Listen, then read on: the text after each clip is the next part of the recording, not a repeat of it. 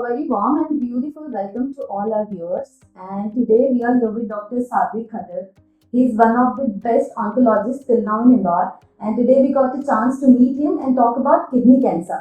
But before we start with anything, let's talk about him. So, sir, tell me something about you. Along with it's been how much long you have been practicing into this field?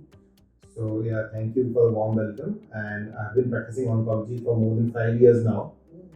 Yes, and I treat all kinds of cancers, including solid tumors as well as blood cancers. Okay, all right. So as I told you guys, we're going to be talking about kidney cancer. So first question straight away, tell me something about kidney cancer. Like how does it happen? इसकी क्या steps रहती है? So yes, over to you. So kidney cancer, as the name suggests, ये cancer होता है जो कि kidney में ग्रो करता है और बेसिकली ये 3 टाइप का होता है। जो सबसे कॉमन है जो एडल्ट्स में और ओल्डर पेशेंट्स में मिलता है उसे हम रीनल सेल कार्सिनोमा कहते हैं। उसके भी बहुत सारे अलग अलग टाइप्स होते हैं। इसके अलावा दूसरा फिर जो बच्चों में मिलता है उसको हम लोग नेफ्रोब्लास्टोमा कहते हैं, जो कि यंग एज में या बहुत ही छोटे बच्चों में देखने को मिलता है, या फिर विल्म्स ट्यूमर जिसको कॉमनली बोला जाता है। तीसरा होता है ट्रांजिशनल सेल कार्सिनोमा। ये थोड़ा रेयर टाइप का किडनी कैंसर होता है। ये भी ओल्डर एज में देखने को मिलता है। तो ये ब्रॉडली 3 तरह के किडनी कैंसर होते हैं। ओके, सो हमने बच्चों की बात करी। सो इसमें क्या अर्ली साइंस रहते हैं कि बच्चों से लेकर बड़े तक में कुछ साइंस दिखेंगे जो हमें ध्यान रखना चाहिए? कुछ साइंस या सिम्टम्स हैं जो कॉमन होते हैं किडनी कैंसर के, जैसे कि एब्डोमिनल पेन अगर किसी को हो रहा है लॉन्ग टर्म।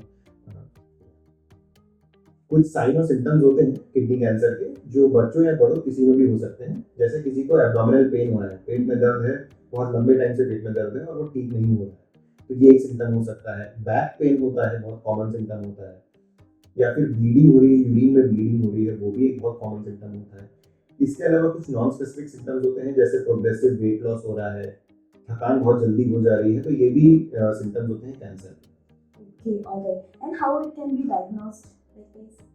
तो डायग्नोसिस के बहुत डिफरेंट तरीके होते हैं। सबसे इनिशियल इन्वेस्टिगेशन जब भी हम सस्पेक्ट करते हैं किडनी कैंसर, तो हम लोग अल्ट्रासाउंड करते हैं एब्डोमेन का, जिसको सोनोग्राफी भी बोलते हैं। तो अल्ट्रासाउंड करते हैं, देखते हैं कि किडनी में कोई गांठ या कोई स्वेलिंग या कोई मास तो नहीं है।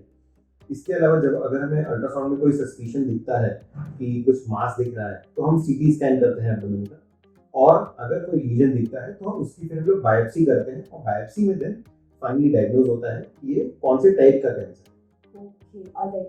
सो डायग्नोसिस करने के बाद अगर किसी को किडनी कैंसर है, सो लाइकवाइज वो कैसे ट्रीटमेंट कर सकता है? बेसिक से लेकर अगर हम बात करें किसी को ज़्यादा है तो यस, तो किडनी कैंसर के डिफरेंट स्टेजेस होते हैं, स्टेज 1 to 4, और स्टेज के अकॉर्डिंग ट्रीटमेंट होता है।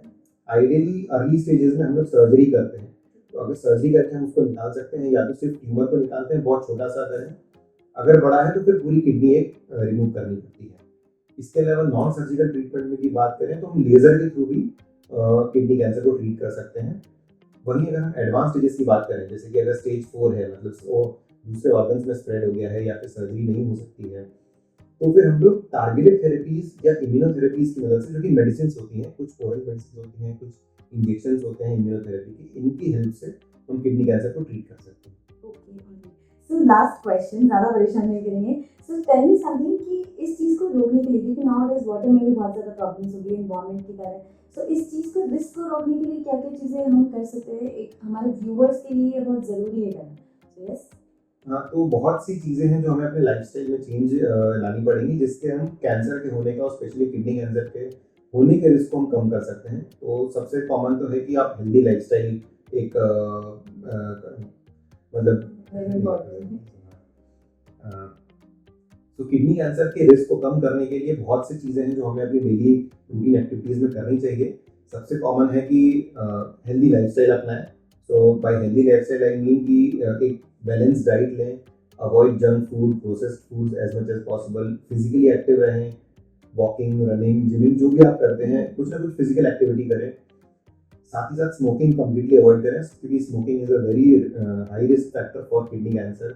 एल्कोहल अवॉइड करें, वेट रिडक्शन करें, वेट मेंटेन करें। तो ये ऐसे बहुत सारी चीज़ें हैं जो अगर हम करेंगे, अपनी लाइफस्टाइल में यूज़ करेंगे, तो हम किडनी कैंसर होने के रिस्क को काफ़ी हद तक कम कर सकते हैं। well, that's all. So Satvik sir, thank you very much for your precious time, and to all the viewers listening my voice, Thank you very much and have a beautiful life. Stay healthy and eat healthy.